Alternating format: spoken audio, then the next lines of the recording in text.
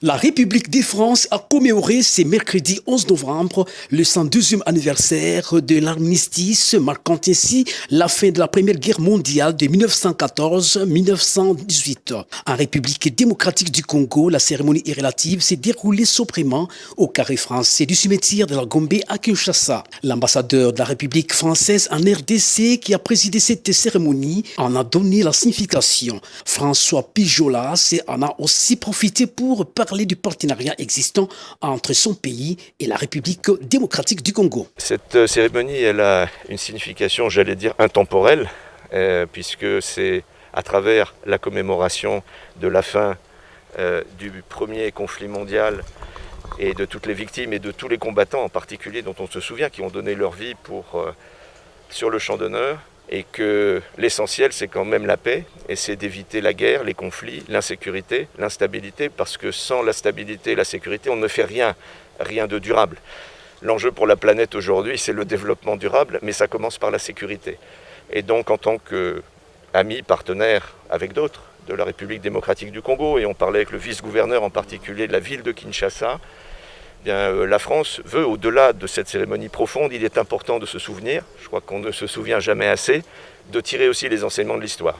Présent à cette cérémonie, le vice-gouverneur de la ville de Kinshasa, Néron Mbungu, a pour sa part condamné la guerre et loué le partenariat entre la République démocratique du Congo et la France.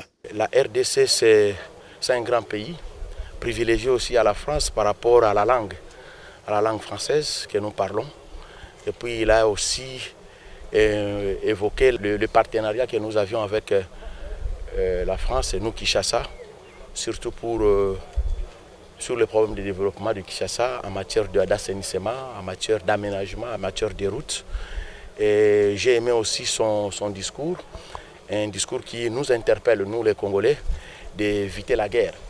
Comme vous le savez, en 14-18, il y a eu la Première Guerre mondiale, et en 40-45, la Deuxième Guerre mondiale.